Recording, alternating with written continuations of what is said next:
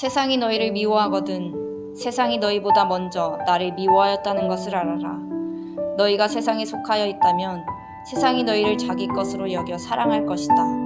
그러나 너희는 세상에 속하지 않았고 오히려 내가 너희를 세상에서 가려 뽑아냈으므로 세상이 너희를 미워하는 것이다. 내가 너희에게 종이 그의 주인보다 높지 않다고 한 말을 기억하여라.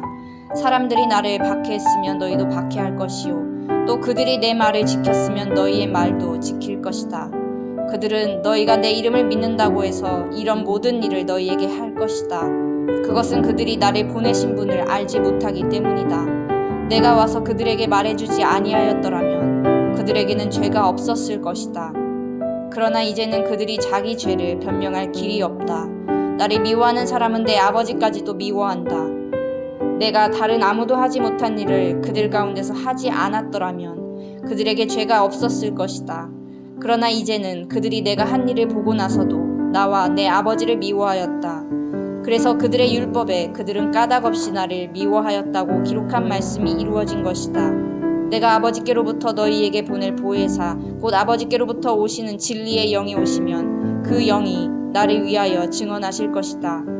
너희도 처음부터 나와 함께 있었으므로 나의 증인이 될 것이다. 아멘. 행복한 금요일입니다. 오늘도 하나님의 말씀으로 충만해지는 시간이 되기를 소망합니다. 오늘 본문은 사랑이 아닌 미움에 대한 내용을 담고 있습니다. 예수님과 하나가 되고 하나님께 사랑받고 서로 사랑하는 것, 그것은 굉장히 좋은 것인데요. 그것만이 전부는 아닙니다. 우리가 예수님과 하나가 되려면 세상에서 미움받을 각오를 해야 한다는 것을 예수님께서 우리에게 알려주고 계십니다. 본문 18절과 19절을 함께 보겠습니다.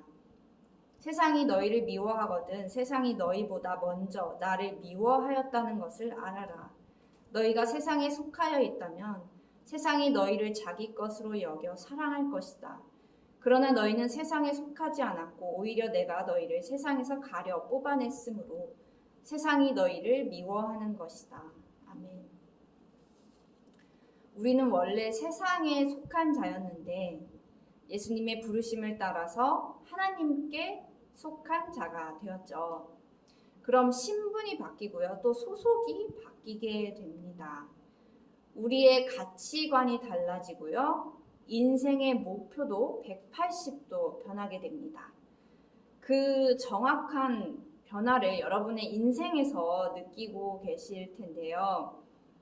혹시 주변에서 너 원래 이런 사람 아니었잖아 하면서 네가 원래 살던 그 모습대로 살아 라고 말하는 사람이 있나요?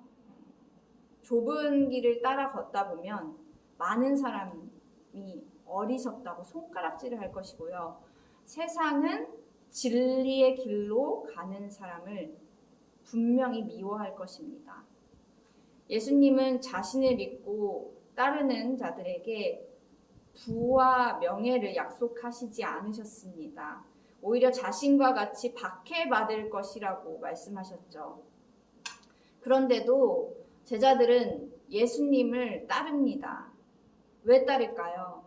그 길이 구원의 길이고 그 길이 생명의 길이기 때문입니다.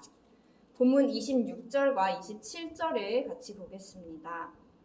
내가 아버지께로부터 너희에게 보낼 보혜사 곧 아버지께로부터 오시는 진리의 영이 오시면 그 영이 나를 위하여 증언하실 것이다. 너희도 처음부터 나와 함께 있었으므로 나의 증인이 될 것이다. 아멘. 우리 앞에 두 갈래의 길이 있습니다. 하나는 세상의 길이고요. 하나는 제자의 길입니다. 우리는 당연히 제자의 길을 걷겠다고 말하겠지요. 하지만 제자의 길은요, 세상에서 미움받는 길이고 또 생명의 근원 되신 예수님을 증언하는 증인으로서 살아야 하는 길입니다. 상황에 상관없이 복음을 전해야 하는 삶이기도 하지요. 제자의 길은 말처럼 그렇게 쉽지는 않습니다. 하지만 진리의 성령님께서 그 모든 어려움을 감당할 수 있는 힘을 우리에게 주십니다. 오늘도 담대하게 그리스도를 증거하는 C2C 미디어 교회 성도님들 되시기를 주님의 이름으로 축복합니다. 네, 제자들이 세상의 박해를 감당할 수 있도록 성령님께서 힘을 주셨습니다. 자, 그럼 우리에게 복음을 전할 수 있는 능력이 생기는데요. 나에게는 언제 어디서든 복음을 전하고 싶은 열정이 있습니까? 이게 오늘의 나눔 질문입니다. 목사님께서는 네, 복음을 전하고 싶은 열정이 언제 어디서든 생기시는지요? 그렇죠. 네, 저도 복음을 전하고 싶기 때문에 아무래도 이제 목회자가 된 것 같은데, 처음에 이제 제가 목회자로서 이제 하나님의 일을 해야 되겠다라고 결단했을 때 가장 먼저 여러 가지 분야가 있겠지만 하나님의 복음을 전하고 싶다.